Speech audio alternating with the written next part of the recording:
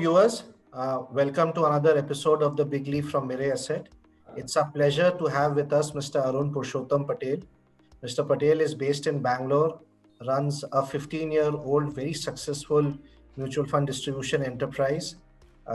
Before that, he has been running his own business, and then he started off coming into the mutual funds and insurance space. And today he is managing investments for almost 100 families. He has a very niche business. He's interested in wildlife photography and trekking. So we will touch upon that also during the course of our interview. So thank you, Mr. Patel, for joining on the Big Leap. Let's start with, how did you venture into mutual funds distribution? Well, before I entered into mutual fund distributor, I became an insurance agent. In the year 2001, when the insurance business opened out to the private players, I became an agent for HDFC Standard Life Insurance. I was an insurance agent for around 3 to 4 years. And then I started getting more interested into other avenues, especially the investment part of the financial business. I studied a lot about mutual funds and the way they operate and details like that. And then I started dealing in mutual fund products and schemes too. Business evolved, and so do we have to evolve, and we branched out into PMS products, AIFs. FDs was always there with the insurance business. So this is how we have covered almost the whole gamut of insurance. We now also distribute mutual funds and direct stocks across the globe through a platform in Europe. Great. So as you talked about, the initial started with insurance, but how did the initial clients come and how was that journey of getting the first lot of investors to interact with you and start investing with you? How was that? Absolutely. You hit the nail on the head. When I first entered this business, it was after I had to shut down my small scale industry. Okay.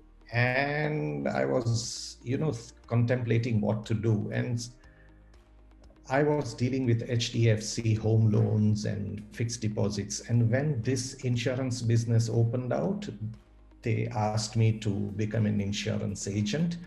And I was wondering where I would get my business from, And they said, don't worry, once you take a dive into it and start, placing yourself in the right places and right circles, you'll start getting the clients. And there I struggled for a year or two before I could get the clients. But I learned one very good thing. Never push yourself to get the business. Place yourself properly. Study your business well. Study your products well. Study its advantages and disadvantages. And place yourself properly. Talk about the products properly and find out the suitability of the products to the clients before you start, promoting the products. Sure. Those few things, the discipline, the behavior helped me a lot initially. Because if it's our business, and it's our behavior, if we promote it properly or place our behavior properly in front of prospects, it passes on to the prospects and they form a sort of a picture as to what sort of a person I am and what sort of business I am into and what sort of a product they are getting into, So it's very important to know the product and conduct. So I would guess that then most of your further investors would have come through referrals. Absolutely. So how was that experience with that to get referrals beyond the initial set of clients? Yes, you see, what happens generally is when we begin our journey into a new field, we think of only marketing and promoting ourselves. But then to whom do we promote ourselves? Our field is such that we can't go out soliciting our business, So what we did was I decided I'll wait for the references, That's the word of mouth reference.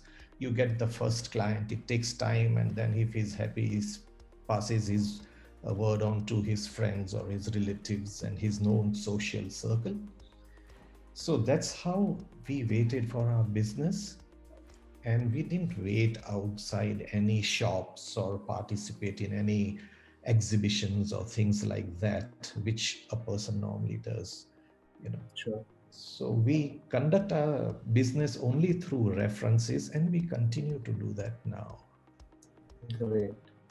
So you started in 2001, then mutual funds came in. So now it's almost close to 20 years you have been with clients, managing finances for them. So two questions on that. How do you manage the asset allocation as the investors' experience with you goes over decades now?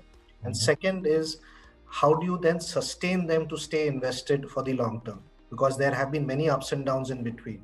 But Yes, how does somebody sustain that for them to stay through all that journey? true. You see, the answer to your first question, the asset allocation, we have heard a lot about this asset allocation business, Yes, and that how do you first look at the client, and that if he's young, then you put him into equity, and as he ages, you start, balancing your portfolio. sure. Once he reaches 55 or 60, then you go deep into debt and start getting out of equity. My one question to that sort of a theory was that what does the world's richest guys, the Warren Buffett, at 90 plus is still into equity? Rakesh Yes, Jhunjhunwala at 60 or maybe nearing 70, I'm not too sure about his age, but he's heavily into equity.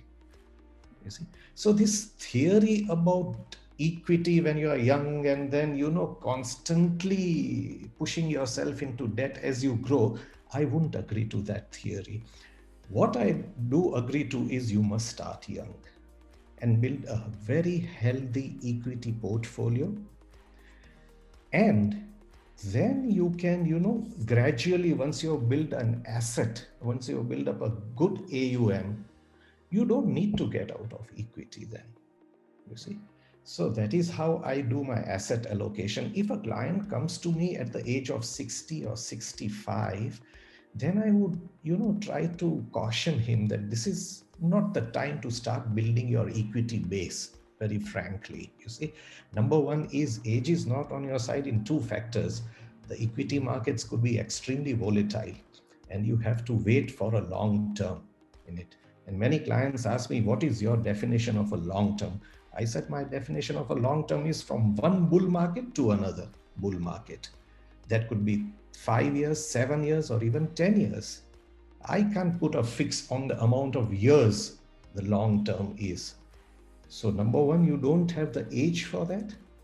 And number two, you won't have the heart for it, because when the markets correct, or let me say sometimes crash, it goes down 25-30%. And at that age, being in debt only, you may not have the heart to sustain it.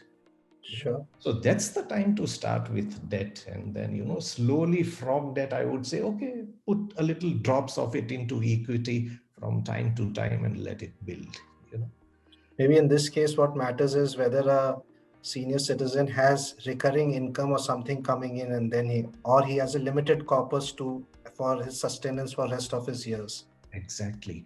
And most of our clients being HNIs, what they do is they say that we want to build a form of asset for our next generation, for their children or their children's children. Sure. That's the time they have a long term investing horizon. So we say if you're going to invest for your grandson or a grandchild from now, then equity is the best space for you, Sure. or for him. Sure. But for yourself, if you're going to draw from your savings, like you said, then I think you have to be careful. Right. So I know you have been a very avid wildlife photographer. You were filming earlier also. You had been into trekking also. How has that part helped this part of the business? Oh, well, I think helping this part is in the sense that you keep yourself active in mind and body and in spirit, because you are involved with something which is so alive, like wildlife, conservation, wildlife filming. So your Sure. spirit is good, your mind is alive, and keeps you young. The physical activity keeps you young in the sense that even now at 68, I think I still do a lot of trekking in the Western Ghats and do Lovely. a lot of filming work myself. So, it helps me keep active, keeps my mind fresh. And I think it's a terrific way to, keep on doing business too. I think probably when I read that, I thought the important thing what that probably teaches when I read it as an observer is that it teaches you a lot of patience. It does. It does. It teaches you extreme patience. And that's where I got my, my qualities or my characteristics when I entered this field. A lot of patience was required before I got my first client and the subsequent ones. So I'll call my colleague Rohit here. Rohit is from our Bangalore office who has been in touch with Mr. Patel for a very long period of time. So Rohit, could you share your observations about Mr. Patel's business? I still remember my first interaction with Arun sir. It was in the year 2018 when I started interacting with him. So when I met him for the first time in his office, he came across to me as a very calm and composed person. We had a very long discussion wherein he took me through his entire investment process and how he ensures that his clients are in the right asset allocation. And one very good thing that I noticed was that Arun sir was already very forward looking.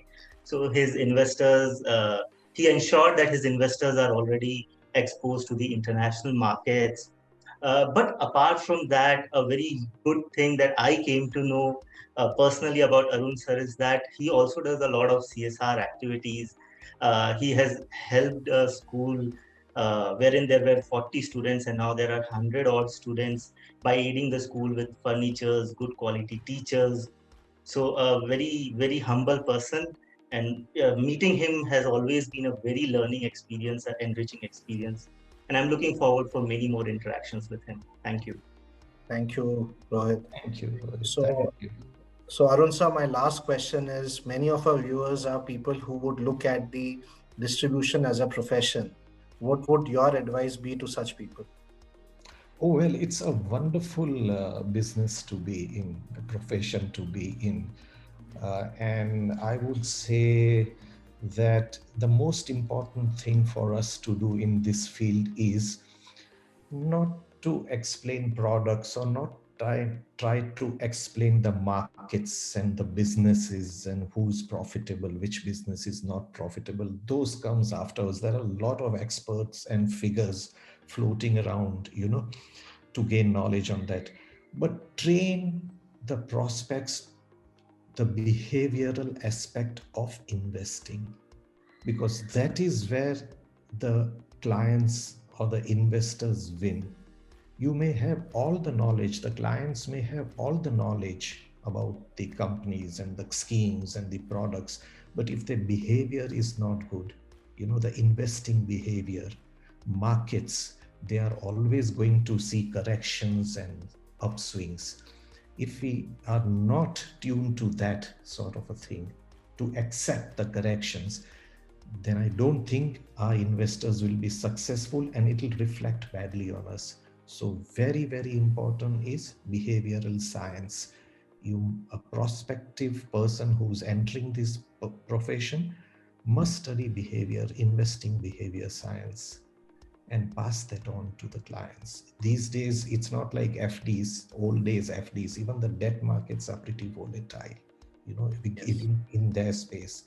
When you are looking at 8% or 7% return, and if it corrects 0.5% or 1%, that's a huge volatility for a debt market, So behavioral science is very important in this field. I would suggest all newcomers and even lots of existing distributors, please do study behavioral science for the investors. Sure. Thank you so much, Arun sir. This was a lovely conversation. Thank you for being so crystallizing it and making it simple but effective for the long term. So thank you so much. We wish you and your family, and Ankit, who also is working with you. Ankit is Arun sir's son, who is also joined in the business. So we wish both of you all the very best for the future. Thank you for your association with Mirae Asset.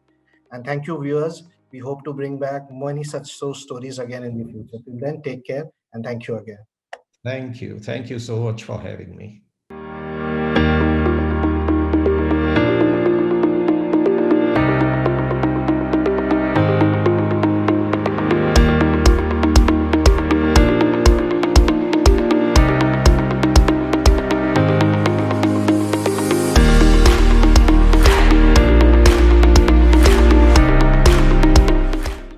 fund investments are subject to market risks.